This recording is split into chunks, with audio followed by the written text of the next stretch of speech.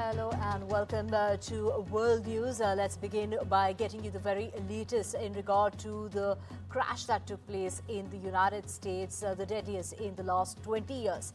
Now, this is in regard to both the black boxes that have been found, while US President Donald Trump and his allies are blaming diversity, equity and inclusion initiatives for contributing to the tragic plane crash outside of DC on Wednesday night, without providing any evidence of a link between the two.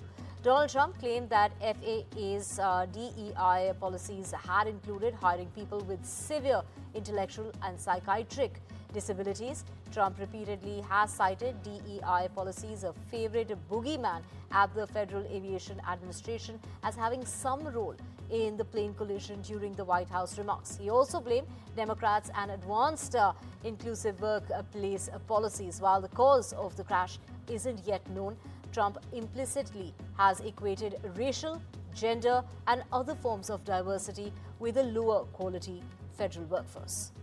My administration will set the highest possible bar for aviation safety. We have to have our smartest people. It doesn't matter what they look like, how they speak, who they are. It matters intellect, talent, the word talent. They have to be talented, naturally talented geniuses.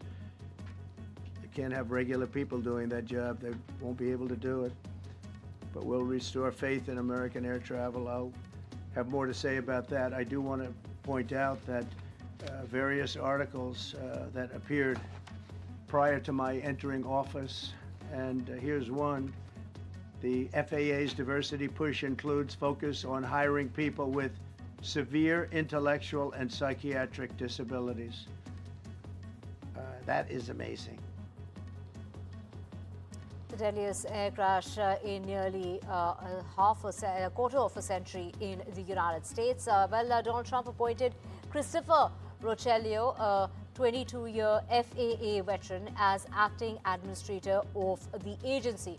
Mr. Trump described him as a highly respected person, and the Federal Aviation Administration's most recent administrator, we're talking about Michael Whitaker, who resigned when President Trump took office last week. He had held the job for 15 months.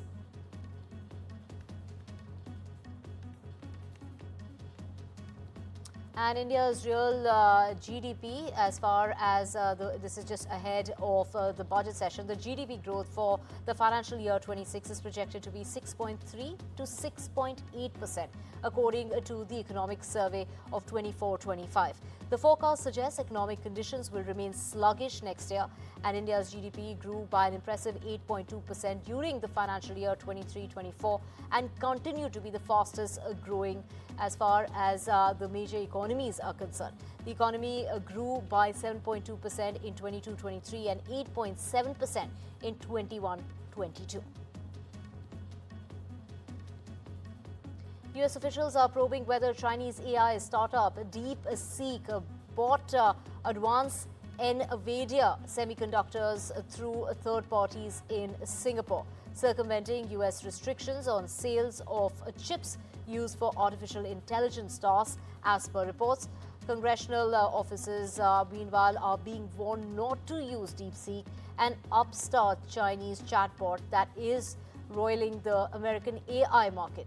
This, as the bipartisan leaders of an influential congressional committee has said that NVIDIA chips should be hit with tighter US export controls following revelations that the company's technology was used by Chinese AI startup DeepSeek.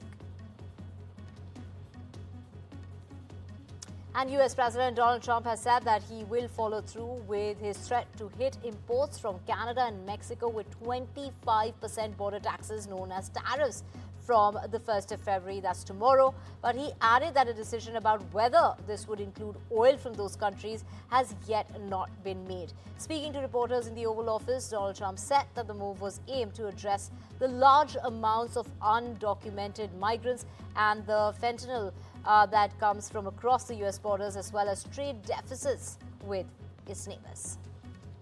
We'll be announcing the tariffs on Canada and Mexico for a number of reasons. Number one is the people that are poured into our country so horribly and so much. Number two are the drugs, fentanyl, and everything else that have come into the country. And number three are the massive subsidies that we're giving to Canada and to Mexico in the form of deficits. And I'll be putting the tariff of 25% on Canada and separately 25% on Mexico. And we will really have to do that because we have very big deficits with those countries. Those tariffs may or may not rise with time. And Donald Trump has once again issued a warning to BRICS nations, threatening 100% tariffs on their exports if they attempt to replace the US dollar as the dominant currency in international trade. Trump has repeatedly expressed his stance against de-dollarization, warning that BRICS countries must maintain that the US dollar's role as far as global trade, or otherwise they will have to face economic consequences, following the growing calls within the BRICS bloc to shift away from the dollar. And staying with news of Donald Trump, well, his interest in buying Greenland is not a joke. Secretary of State Marco Rubio has said in an interview on Thursday, adding that acquiring Greenland was in the U.S. national interest and needs to be solved. Trump has expressed interest in making Greenland an autonomous territory of Denmark, a part of the U.S. Since his re-election in November, he hasn't ruled out using military or economic power to persuade Denmark to hand it over. And U.S. Secretary of State Marco Rubio has said that President Donald Trump's desire to acquire Greenland and retake control of the Panama Canal is driven by legitimate national security interests stemming from growing concerns about Chinese activity and influence in the Arctic and in Latin America.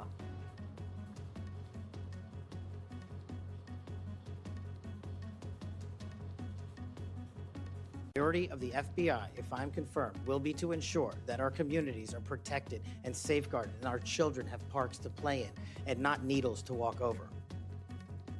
I'd like to welcome my father, Pramod, and my mother, Anjana, who are sitting here today. They traveled here to get here from India. My sister's also here, Nisha. She also traversed the oceans just to be with me here today. It means the world that you guys are here. Jesse Grishna. I went with former Congressman Dennis Kucinich, who had been there many times before and who had met with Assad before. A number of topics were covered and discussed, and to directly answer your question, yes, I asked him tough questions about his own regime's actions, the use of chemical weapons and the brutal tactics that were being used against his own people. In no way does Russia get a pass in either your mind or your heart, or in any policy recommendation you would make or not make. Senator, I'm offended by the question because my sole focus, commitment, and responsibility is about our own nation, our own security, and the interests of the American people. And 8 more hostages held by Hamas in Gaza have been released amid chaotic scenes as part of the ceasefire deal with Israel. 3 Israelis and 5 Thai nationals were handed over to the Red Cross by Hamas before being transferred to Israeli forces and taken to Israel. A total of 110 Palestinians were later released from Israeli prisons, including 32 with life sentences and 30 minors. Israel delayed their release in response to the way the hostages were treated as they were handed over. And Syria's newly appointed president, Ahmed al-Shara, said on Thursday that he will form an inclusive transitional government representing diverse communities that will build institutions and run the country until it can hold free and fair elections. Shara has addressed the nation in his first speech since being appointed president for the transitional period on Wednesday by armed factions that ousted the former Syrian president Bashar al-Assad in a lightning offensive last year. وسنعمل على تشكيل حكومة انتقالية شاملة تعبر عن تنوع سوريا برجالها ونسائها وشبابها وتتولى العمل على بناء مؤسسات سوريا الجديدة حتى نصل إلى مرحلة انتخابات حرة نزيهة. And 3 more incidents of anti-Semitic graffiti were found across Sydney on Thursday morning, leading Australian political leaders to warn of an escalation in hatred and decry as terrorism explosives found earlier in a trailer on the city's outskirts. Now, law enforcement earlier this month found a list of Jewish targets together with it was a lot of power gel, an explosive that was used in the mining industry in Sydney's outer suburb of Tyrrell. This is what the state police really had to say, and the amount uncovered could create a bomb with a blast zone of around 40 meters. That's about 130 feet, according to the officials. That the people of New South Wales are appalled by this behaviour, and I want them to know that New South Wales Police are doing everything possible to catch these people, and over the last week and a half have arrested 10 people for malicious damage, fire damage, graffiti attacks in New South Wales. No stone will be left unturned or upturned in order to catch individuals who are responsible for these activities.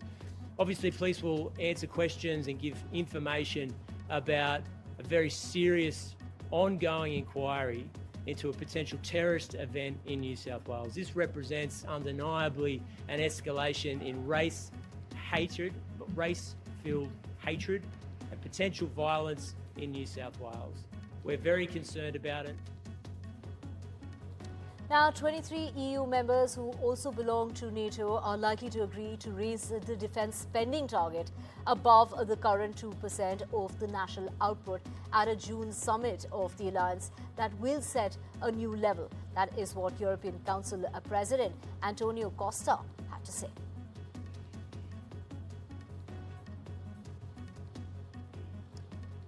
And dozens of soldiers took part in military training near the front line in the eastern part of Ukraine. The drills focus on sharpening urban combat skills that were held in Donetsk region and organized by the 108th Separate Mechanized Battalion known as Da Vinci Wolves for their newly recruited troops.